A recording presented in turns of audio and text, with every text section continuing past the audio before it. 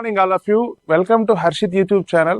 ఈరోజు క్లాస్లో మనం 2025 స్పోర్ట్స్ కాన్సెప్ట్లో మనం టెన్నిస్ కాన్సెప్ట్లో కరెంట్ అఫైర్స్ చెప్దామండి. 2025లో ఖచ్చితంగా సెంట్రల్ గవర్నమెంట్, స్టేట్ గవర్నమెంట్ ఎగ్జామ్స్లో ఖచ్చితంగా మనకి 1 మార్క్ వచ్చే టాపిక్. సో ఈజీగా మన మార్క్ ఏ విధంగా తెచ్చుకోవచ్చు, ఏవి ఇంపార్టెంట్ పాయింట్స్ ఏంటి అనేది ఈ వీడియోలో మనం క్లారిటీగా చూద్దాం. ఓకేనా? సో 2025 టెన్నిస్ సంబంధించి ఫస్ట్ మనకి టెన్నిస్లో గుర్తుపెట్టుకోవాల్సింది ఏంటంటేనండి, గ్రాండ్ స్లామ్స్ అంటాం మనం. ఏమంటామంటే గ్రాండ్ స్లామ్స్ అంటాం మనం. ఓకేనా? సో ఓవరాల్ గా ఈ యొక్క 4 గ్రాండ్ స్లామ్స్ జరుగుతాయి. ఈ 4 కూడా వెరీ వెరీ ఇంపార్టెంట్. ఓకేనా? సో ఇయర్ లో మనకి ఫస్ట్ జరిగేది ఏంటి అంటే ఆస్ట్రేలియన్ ఓపెన్ అంటాం మనం, ఇయర్ స్టార్టింగ్ లో జరిగేది. సెకండ్ వన్ వచ్చేసరికి ఏంటి అంటే ఫ్రెంచ్ ఓపెన్ అంటాం మనం, ఫ్రెంచ్ ఓపెన్ అంటాం. నెక్స్ట్ థర్డ్ వన్ వచ్చేసరికి మనకి వింబుల్డన్ అంటాం మనం. థర్డ్ వన్ ఏమంటామంటే వింబుల్డన్ అంటాం, చాలా చాలా ఇంపార్టెంట్. నెక్స్ట్ ఫోర్త్ వన్ వచ్చేసరికి యుఎస్ ఓపెన్ అంటాం. టోటల్ గా ఈ 4 గ్రాండ్ స్లామ్స్ జరుగుతాయండి ఎవ్రీ ఇయర్. మనం కరెంట్ అఫైర్స్ కాన్సెప్ట్ లో ఖచ్చితంగా వచ్చే బిట్స్. అయితే ఇయర్ ఫస్ట్ జనవరి మంత్ లో జరిగేది ఏంటి అంటే ఆస్ట్రేలియన్ ఓపెన్ అని చెప్తాం, తర్వాత ఏంటి అంటే ఫ్రెంచ్ ఓపెన్ అని చెప్తాం, తర్వాత థర్డ్ వన్ వచ్చేసరికి వింబుల్డన్ అని చెప్తాం, ఫోర్త్ వన్ వచ్చేసరికి యుఎస్ ఓపెన్ అని చెప్తాం. ఓకేనా? సో ఈ వింబుల్డన్ అనేది మనకి ఎక్కడ జరుగుతుందంటే లండన్ లో జరుగుతుందండి, లండన్ లో జరుగుతుంది. తర్వాత మిగతావన్నీ కూడా ఆ కంట్రీస్ లో జరుగుతూ ఉంటాయి. సో గుర్తుపెట్టుకోవాలి, ఇంపార్టెంట్. అయితే టెన్నిస్ కాన్సెప్ట్ లో కొంచెం డిఫికల్ట్ ఎక్కడ మనం ఫీల్ అవుతామంటే నేమ్స్ పాయింట్ ఆఫ్ వ్యూలో ఫీల్ అవుతామండి. ఓకేనా? సో పేర్లు కొంచెం కష్టంగా ఉంటాయి. వ్యక్తుల పేర్లు ఇచ్చి వాళ్ళు ఏ దేశానికి చెందిన వ్యక్తులు అంటారు, లేకపోతే వాళ్ళు ఎవరిపైన గెలిచారో అంటాడు. ఖచ్చితంగా మనం విన్నరు రన్నరు రెండు కూడా గుర్తుపెట్టుకోవాలి. సో ఈ టైప్ లో మనం ఈ వీడియోలో మనం చెప్తాం. అయితే ఇప్పుడు ప్రజెంట్ కరెంట్ నెంబర్ 1 పొజిషన్ లో ఉన్న వ్యక్తుల పేర్ల గురించి ఫస్ట్ మనం మాట్లాడదాం. ఫస్ట్ పేరు వచ్చేసరికి ఏం రాశానంటే జెనిక్ సిన్నర్ రాశాను. ఫస్ట్ వన్ ఏం రాశానంటే జెనిక్ సిన్నర్ రాశాను. సెకండ్ వన్ వచ్చేసరికి కార్లస్ అల్కారాజ్ రాశాను, కార్లస్ అల్కారాజ్ రాశాను. ఓకేనా? సో ఇద్దరు వ్యక్తులు కూడా మనకి ఇక్కడ టెన్నిస్ లో లీడింగ్ పొజిషన్ లో ఉన్నారు. So winner runner every grand slam కూడా మారుతూ ఉంటారు. సో వెరీ వెరీ ఇంపార్టెంట్ చూసుకోవాలి. ఫస్ట్ నేమ్ ఏమో సిన్నర్ రాశాను, సెకండ్ వన్ ఏమో కార్లస్ అల్కారాజ్ రాశాను. నెక్స్ట్ ఇంకా ఉమెన్ టెన్నిస్ కాన్సెప్ట్ లో మనం తెలుసుకోవాల్సిన విషయాలు ఇన్కన్సిస్టెన్సీ ఉందండి. సో ఒకరు గెలిచిన వాళ్ళు మళ్ళీ గెలవట్లేదు. ఓకేనా? అందుకే వాళ్ళ పేర్లు నేను రాయలేదు. సో ఖచ్చితంగా గుర్తుపెట్టుకోవాలి. ఓకేనా? ఇంట్రడక్షన్ లో ఖచ్చితంగా ఇద్దరు పేర్లు తెలుసుకోవాలి. సో ఇందులో మనకి ఫస్ట్ విషయం మనం చూద్దాం. మనం ఆస్ట్రేలియన్ ఓపెన్.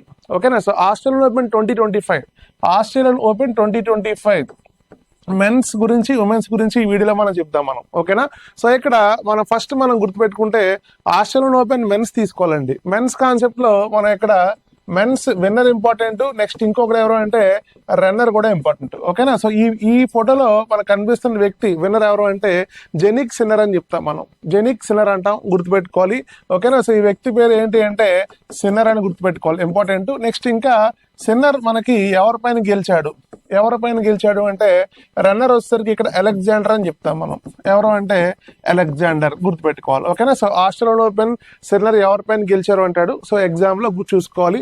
సో విన్నర్ ఎవరు అంటే సిన్నర్ అని గుర్తుపెట్టుకోవాలి, రన్నర్ ఎవరు అంటే Alexander, very very important. Next ఇంకా ఇదే సిన్నర్ మనకి ఏ కంట్రీ అంటే ఇటలీ దేశం అని చెప్తాం, ఇటలీ అని గుర్తుపెట్టుకోవాలి. నెక్స్ట్ ఇంకా ఈ అలెగ్జాండర్ ఏ కంట్రీ అంటే జర్మనీ దేశం అని గుర్తుపెట్టుకోవాలి. అలెగ్జాండర్ ఏ కంట్రీ అంటే జర్మనీ దేశం అని గుర్తుపెట్టుకోవాలి. నెక్స్ట్ ఇంకా మనం తెలుసుకోవాల్సిన విషయాలు 2024, 2025 వరుసగా 2 సంవత్సరాల్లో కూడా 2 సార్లు ఆస్ట్రేలియన్ ఓపెన్ గెలిచిన వ్యక్తి ఎవరు అంటే జెనిక్ సిన్నర్ అంటాం. ఓకేనా? సో గుర్తుపెట్టుకోవాలి. నెక్స్ట్ ఇంకా ఆస్ట్రేలియన్ ఓపెన్ గెలిచిన యంగెస్ట్ ప్లేయర్ అంటాం, ఆస్ట్రేలియన్ ఓపెన్ గెలిచిన యంగెస్ట్ ప్లేయర్ అంటాం, ఇంపార్టెంట్. నెక్స్ట్ ఇంకా అటుపక్క ఉమెన్స్ కనుక వెళ్తే ఇక్కడ ఉమెన్స్ విన్నర్ అండి. ఓకేనా? ఇక్కడ మనం వచ్చేసరికి ఉమెన్స్ విన్నర్ ఎవరు అంటే ఇక్కడ మ్యాడిసన్ అంటాం మనం. ఎవరు అంటే మ్యాడిసన్ అంటాం. మ్యాడిసన్ ఏ కంట్రీ అంటే యుఎస్ఏ, ఏ కంట్రీ అంటే యుఎస్ఏ అని గుర్తుపెట్టుకోవాలి. నెక్స్ట్ ఇంకా మనకి ఆస్ట్రేలియన్ ఓపెన్ ఉమెన్స్ రన్నర్ వచ్చేసరికి ఇక్కడ ఎవరు అంటే సెబలెంకా అంటాం మనం. ఎవరు అంటే సెబలెంకా. ఓకేనా? సెబలెంకా ఏ దేశం అంటే బెలారస్ అని గుర్తుపెట్టుకోవాలి. ఓకేనా? సో ఎగ్జామ్ లో ఎవరు గెలిచారు, ఎవరిపై గెలిచారు, లేకపోతే గెలిచిన వ్యక్తి ఏ దేశం అనే క్వశ్చన్స్ అడిగే అవకాశం ఉంటుంది. సో ఆస్ట్రేలియన్ ఓపెన్ కాన్సెప్ట్ లో నేను చాలా క్లారిటీగా చెప్పాను. ఇటుపక్క మెన్స్ రాశాను, అటుపక్క వచ్చేసరికి ఉమెన్స్ రాశాను. ఓకేనా? సో వెరీ వెరీ ఇంపార్టెంట్ చూసుకోవాలి. నెక్స్ట్ సెకండ్ ఓపెన్కి వెళ్తే మనం ఇక్కడ ఫ్రెంచ్ ఓపెన్కి వెళ్తామండి, ఫ్రెంచ్ ఓపెన్ అంటాం. ఓకేనా? ఈ ఫ్రెంచ్ ఓపెన్ ఏమంటామంటే మనం ఇక్కడ రాలాండ్ గ్యారోస్ అంటాం.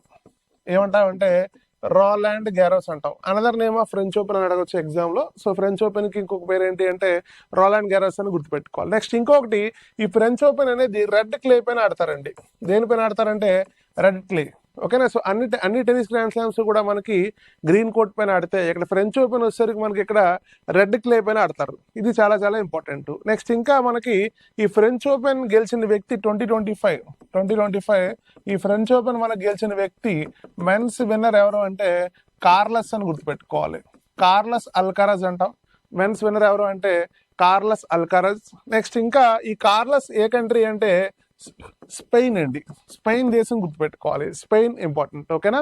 నెక్స్ట్ ఇంకా ఇదే కార్లస్ ఎవరిపైన గెలిచాడంటే ఇక్కడ రన్నర్ వచ్చేసరికి ఇందాక గెలిచిన వ్యక్తి ఇప్పుడు ఓడిపోయాడండి. ఆ వ్యక్తి పేరు ఏంటి అంటే సిన్నర్ అని గుర్తుపెట్టుకోవాలి. ఓకేనా. నెక్స్ట్ ఇంకొకటి ఫ్రెంచ్ ఓపెన్ చరిత్రలోనే లాంగెస్ట్ రన్నింగ్ మ్యాచ్ అండి. ఓకేనా.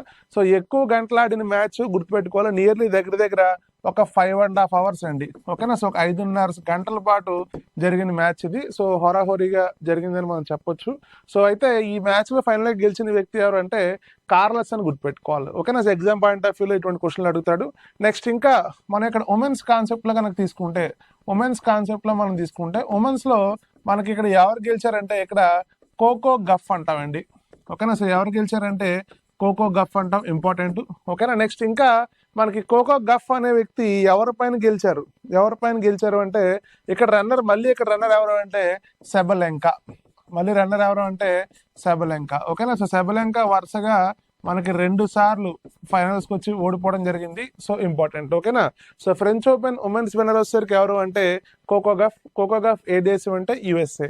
ఓకేనా. కొన్ని పరీక్షలు సందర్భాల్లో క్వశ్చన్స్ ఎలా అడుగుతున్నాడంటే ఫ్రెంచ్ ఓపెన్ మహిళలు మరియు పురుషులు గెలిచిన వ్యక్తిని గుర్తించండి అంటున్నాడు. ఓకేనా. So identify the winners of French Open men's and women's అంటున్నాడు. ఇటువంటి క్వశ్చన్లు వచ్చే అవకాశం ఉంది. సో ఖచ్చితంగా గుర్తుపెట్టుకోవాలి.